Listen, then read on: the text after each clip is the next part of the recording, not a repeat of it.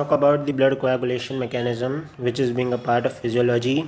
There are 13 blood clotting factors. The name of the 13 blood clotting factors are being named over here.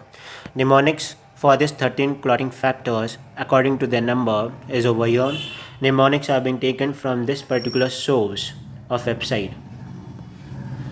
Now, blood clotting procedure, there are two mechanisms, extrinsic pathway and intrinsic pathway. Extrinsic pathway is being initiated by damaged tissue. An intrinsic pathway is being initiated by the clotting factors present in the blood.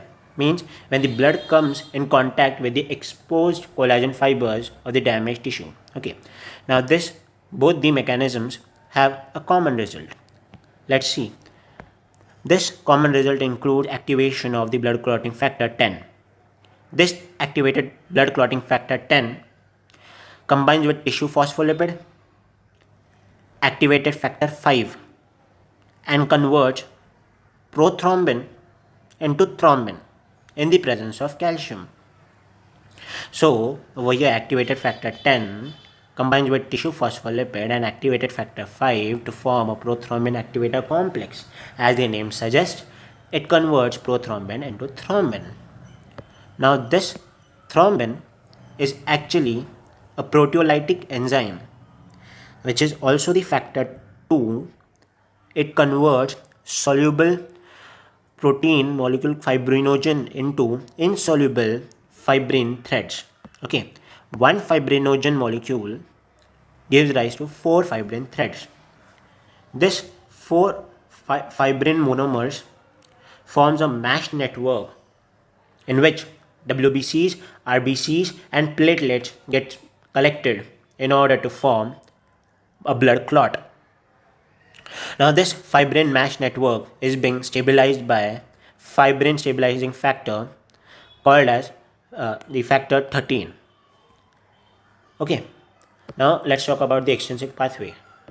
This extrinsic pathway is being initiated by tissue damage. The damaged tissue releases tissue factor. This tissue factor is being composed of membrane, phospholipid and lipoproteins. This tissue factor activates the blood clotting factor 7. Now this blood clotting factor 7, activated blood clotting factor 7, combines with the phospholipid part of the tissue factor and activates the blood clotting factor 10 in the presence of calcium. तो याद रखना calcium के presence में ही most of the factors are being activated, blood clotting factors are being activated. So यहाँ पर वापस से देखेंगे कि damaged tissue releases tissue factor comprised of membrane, phospholipid and lipoproteins. This tissue factor activates factor 7. This activated blood clotting factor 7 combines with the phospholipid part of the tissue factor and activates the blood clotting factor 10. अब वापस से revise करते हैं कि blood clotting factor 10 activated clotting factor 5 से मिलकर tissue phospholipid से मिलकर कैल्शियम प्रेजेंस में प्रोथ्रोम्बिन एक्टिवेटर कॉम्प्लेक्स बनाएगा, जो प्रोथ्रोम्बिन को थ्रोम्बिन में कन्वर्ट करेगा, थ्रोम्बिन फाइब्रिनोजन को फाइब्रिन में कन्वर्ट करेगा और फाइब्रिन एंड में जाकर एक ब्लड क्लॉट बनाता है. ठीक है. Now let's talk about the intrinsic pathway.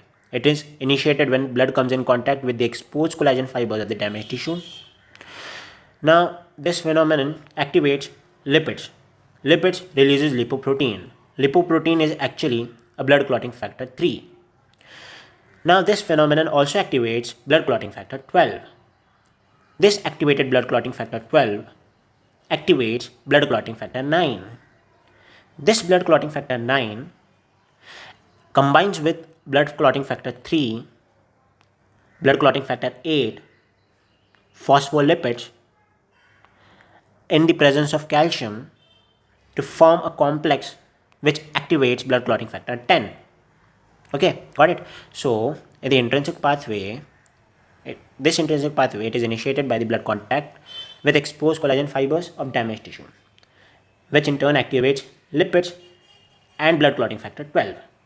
Lipids releases lipoprotein, and this activated blood clotting factor 12 activates blood clotting factor 9. Lipoprotein combines with a 9 clotting factor, 8 clotting factor, phospholipids, and in the presence of calcium, convert blood clotting factor 10 into activated blood clotting factor 10. Okay. Note that this whole process of forming fibrin threads is completed in 3 to 6 minutes. And it is dependent on genetic factor. This time duration is being dependent on genetic factor. Let's talk about the clot retraction. It is a process in which the clot becomes smaller and retracted, thus retracted, more firm, and exudes serum, which is a straw colored fluid. Okay. It occurs in 30 to 60 minutes and it is due to platelets. Hemophilia is a clinical condition that results from deficiency of blood clotting factors 8, 9 and 11 of genetic order. It is of genetic origin and is characterized by bleeding in joints and prolonged coagulation time. Okay. So haemophilia किन blood clotting factors की deficiency में होगा? Blood clotting factor 8, 9 and 11. It is of the genetic origin. Okay.